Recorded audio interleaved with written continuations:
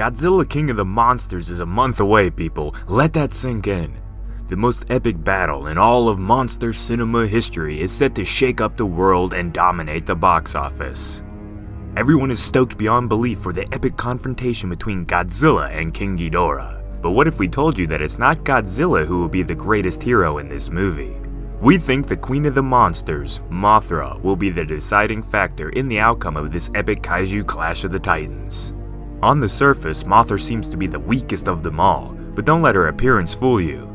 The Queen has something special under her sleeve, a rare power that may be what it takes to defeat the devil with 3 heads. Residents of Dangerville, this is Jacob, and let's get to it.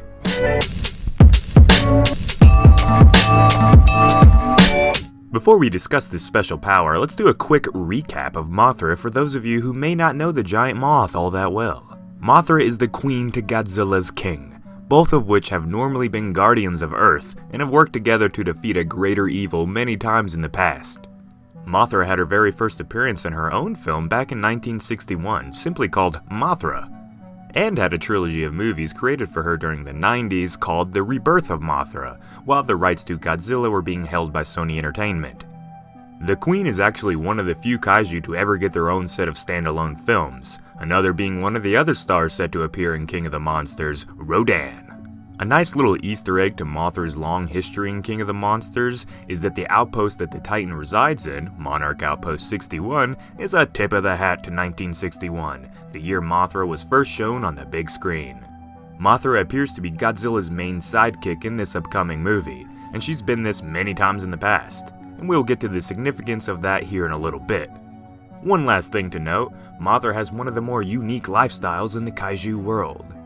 Her life cycle is one of a kind. Mothra, unlike the other monsters, often dies. But the neat thing about this moth is that the main Mothra at the time will always lay at least 1 egg. This egg will wait until the right moment to hatch, and that right moment is often during the passing of the egg's mother. In short, the Mothra species goes from egg to larva, and then eventually into its final moth form. The monster will stay here until it meets its end, and then this cycle will repeat itself, giving Mothra a strange sort of immortality. And now let's get to her special power. I can tell you right now that this special power is not her God Rays, which are said to be one of the monster's signature attacks in King of the Monsters. Interesting thing about this God Ray ability is that there are those who think the attack is the reimagining of an ability that was scrapped for the male Muto back in Godzilla 2014. In this scrapped version of the film's story, the male Muto was going to be able to produce a lightning shockwave of sorts that generated aurora light that was said to have possibly ended up looking like Mothra's God Rays here.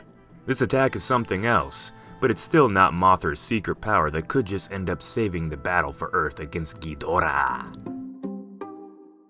So I'm gonna let you guys and gals in on something.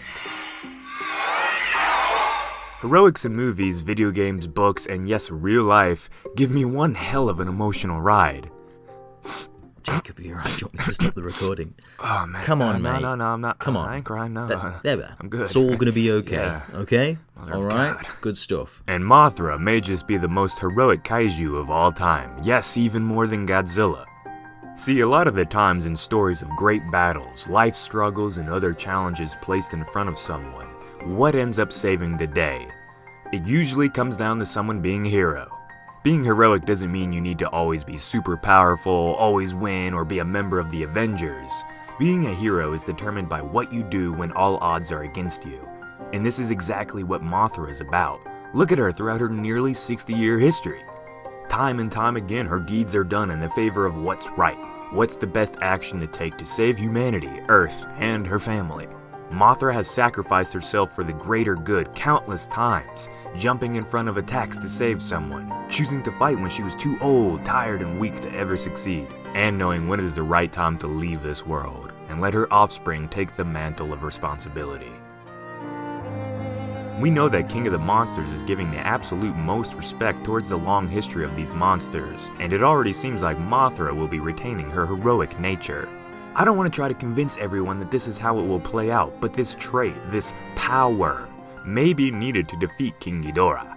See, a special power doesn't always need to be a super powerful atomic blast, supersonic winds, or the ability to shoot lightning at your body. Sometimes the best power you can have is the ability to put others before yourself. There may be a time during King of the Monsters that someone or something will need to make this ultimate sacrifice, and if that happens, Mothra will be the one to put her little bug leg forward. This is her greatest ability, her secret power. What do you think? Alright residents, I do want to know what y'all think. Would you consider bravery and heroism to be a special power? It's not what would come to most people's minds at first, but that's what we do here at Dangerville. We think outside the box. So if you like that, make sure to like the video and subscribe, because we have a lot more ideas that we think you will enjoy. Alright peeps, I hope you enjoyed today's video, and if you managed to stay this long, here's a quick glimpse at our next big project here at Dangerville. Enjoy.